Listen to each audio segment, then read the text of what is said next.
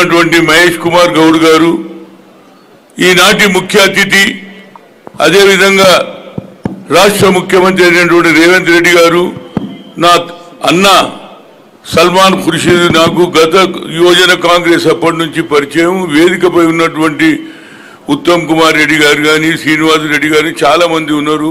అదేవిధంగా శాసనసభ్యులు ఇది మొన్ననే రేవంత్ రెడ్డి గారు అపాయింట్ చేసిన చైర్మన్లు, సోదరులారా సోదరిమణులారా, నేను ఇంతకుముందు ముఖ్యమంత్రి గారు ఇంకా ఆలస్యంగా వస్తాడు, లేట్ అవుతుంది కాబట్టి వచ్చే జనం పోకుండా 2 మాటలు మాట్లాడి నేను ఒకటే చెప్పదలుచుకున్నా.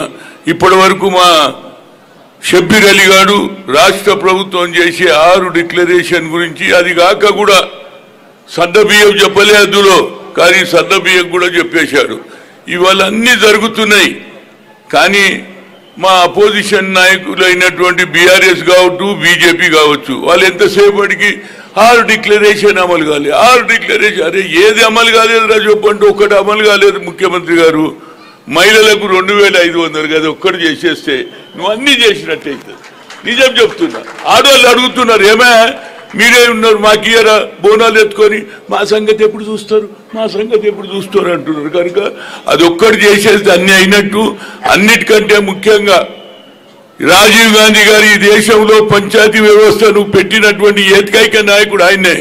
5 సంవత్సరాలకు ఏదైతే అసెంబ్లీ జరుగుతుందో లోక్సభ జరుగుతుందో అదేవిధంగా ఇది కూడా జరగాలని ఆలోచన చేసి ఆనాడు పంచాయతీ వ్యవస్థను పటిష్టం చేసి మహిళలకు 33% ఇవ్వాలని ఆలోచన చేసిన ఏకైక వ్యక్తి ఆనాడు రాజీవ్ గాంధీ. అంతేకాదు సాఫ్ట్వేర్ హార్డ్వేర్ తేవాలని ఆనాడు శాప్ పెట్రోల్ పెట్టి దేశ మొత్తంలో సెల్ ఫోన్, ఆనాడు టెలిఫోన్ చేస్తే సూర్యాపేటలో నింపేయకపోతే సూర్యాపేట ఇవాళ అందరి చేతిలో సెల్ ఫోన్ వచ్చింది.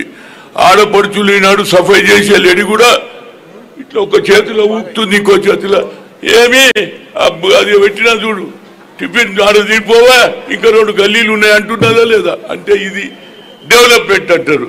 అదేవిధంగా మహిళలకు ఇవాళ మా ముఖ్యమంత్రి గారు ఒక మంచి పని చేసిందండి, దేశంలో ఏ నాయకుడు చేయలే.